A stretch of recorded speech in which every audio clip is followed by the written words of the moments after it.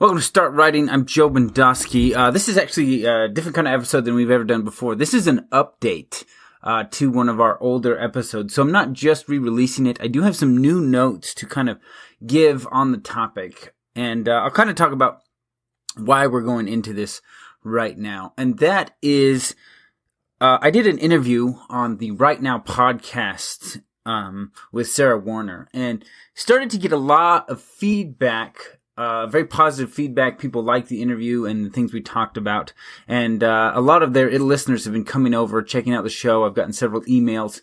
And there was several things we talked about in that show. We talked about kind of the prehistoric origins of storytelling. We talked about the pattern seeking and learning psychology involved in enjoying a story. And we talked about balancing theme and counter theme, which is something we discussed in our episode Theme and Setting, as we covered the Shawshank Redemption. And there was something that I feel like I'd kind of left out of that, and that is that in the movie, The Shawshank Redemption, Red is the character who has the arc throughout the story. Andy Dufresne is kind of the catalyst. Now, Red has embraced the hopelessness of the life in prison. And in that embracing of this hopeless environment, he is thriving. He is the man who can get you things. He has a tight circle of friends. He has power and respect of the people within that environment.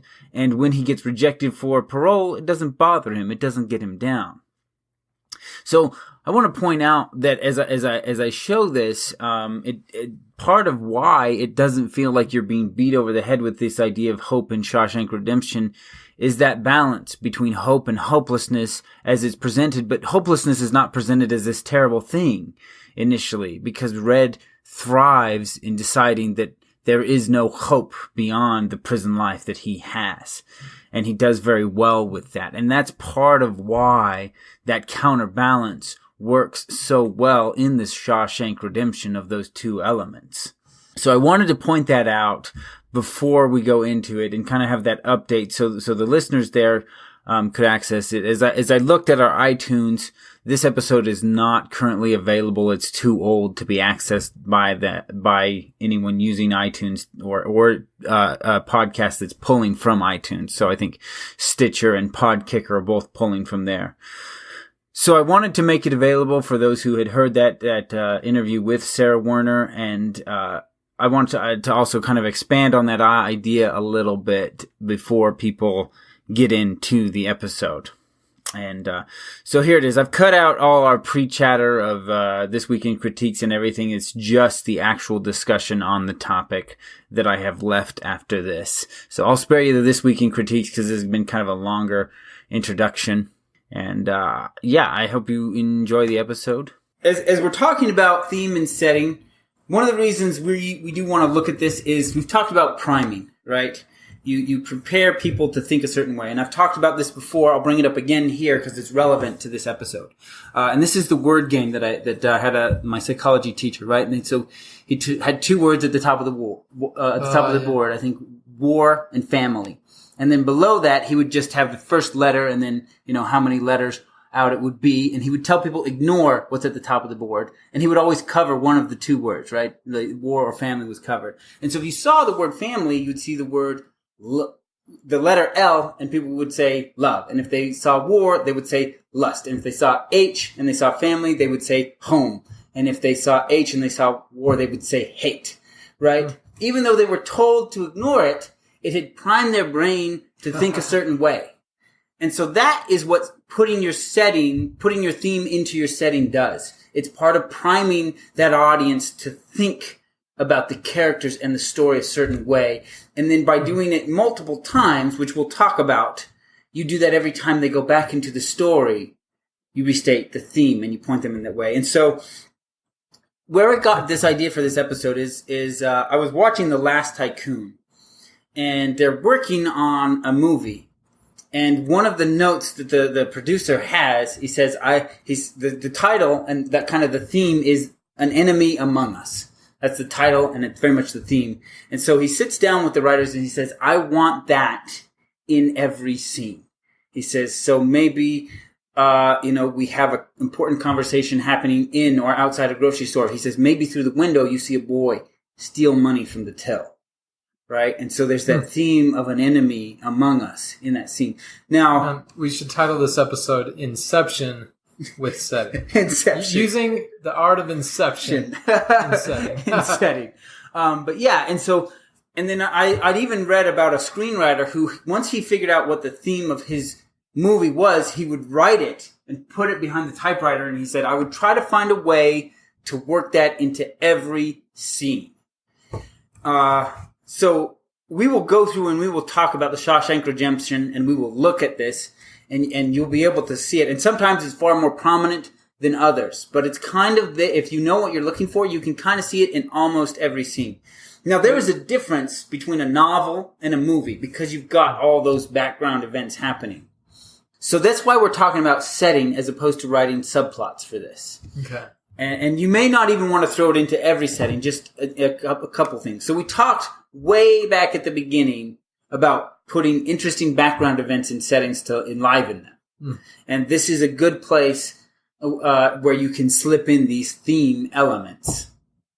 So you were talking about your story's overall theme. Yeah. And when you said that, I was thinking about how I think that each of my viewpoint characters have their own kind of theme. And anyway, but then you said maybe you could switch scene by scene.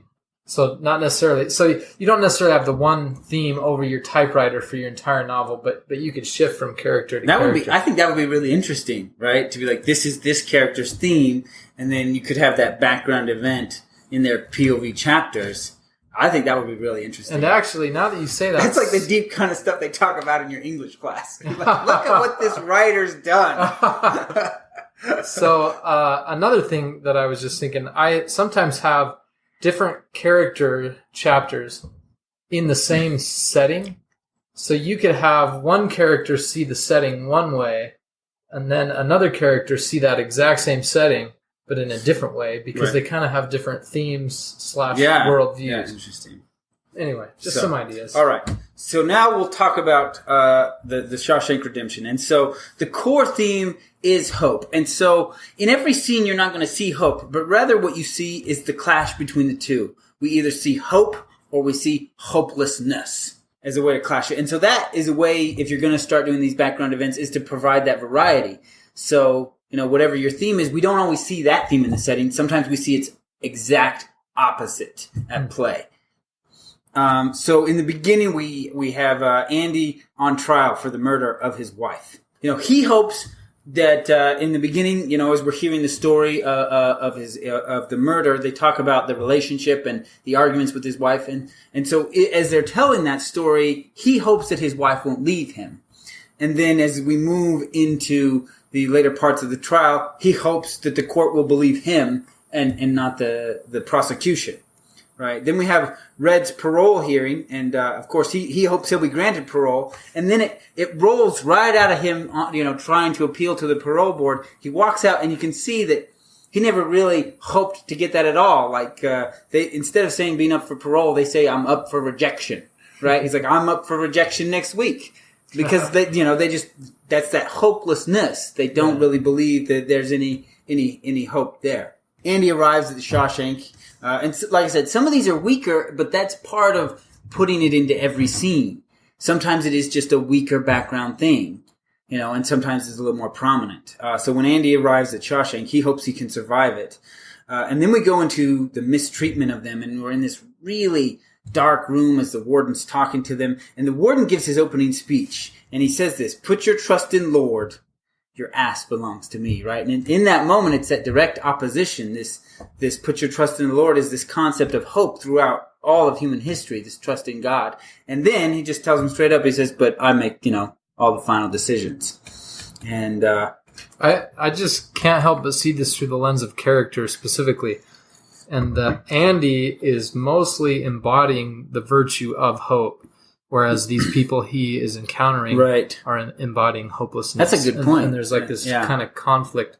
Yeah. But again, the theme is brought out through that. Yeah. Whenever the new inmates arrive at Shawshank, they take bets on who's going to break first. And so Red's taking bets. right? And he hopes to win the gamble, and he's pretty sure Andy's the one who's going to break. And so then that night, when the inmates are provoking the new guys, trying to break them down, Haywood has a bet on his guy, and he wins. Like, his guy breaks down, he starts crying, and then Byron Adley comes in to silence him.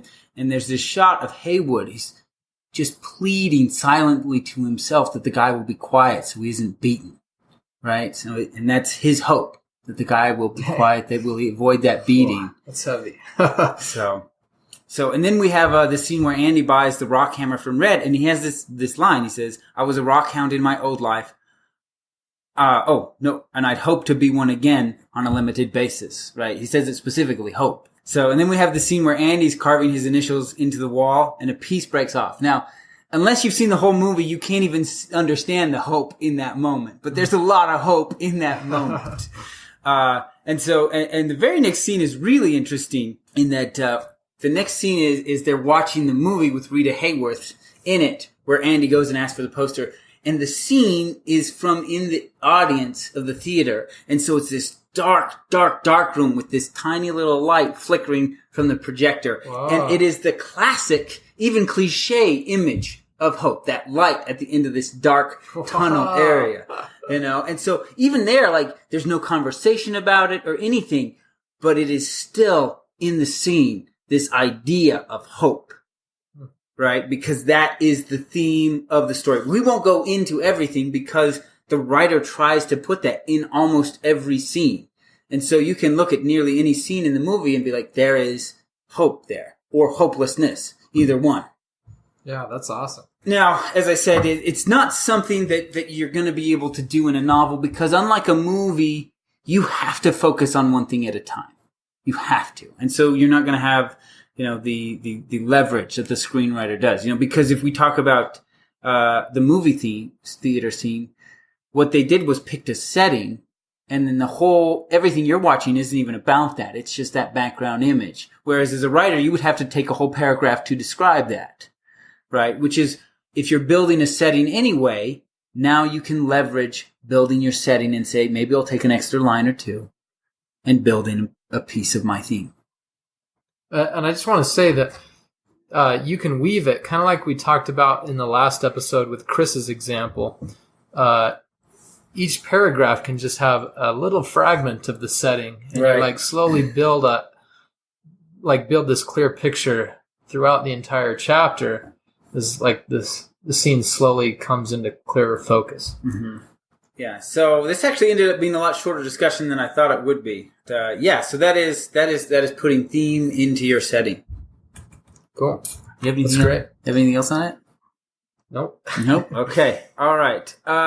So be sure and join the giveaways. We have the 9. Actually, do we? What is our giveaway this month? I'm gonna have to put this in later. Because I think this episode will not come out in August. We'll be on a different giveaway. Yeah. If you enjoy the show, check out one of our books. And let's see. Write in if you have any suggestions or comments about what you like, or topics you'd like covered, or maybe something you'd like us to go a little deeper into. We can go back, research, and dig up some more examples. And you know what? You don't have to pick a topic for us per se. If you just have a really good question, something you're struggling with, send us your question and we'll dig into it and see how we can help. Yeah, so you can email from the website, joseph-bendosky.com, or you can just send an email to jbendosky@gmail.com, and we will take care of that. So, thanks for listening.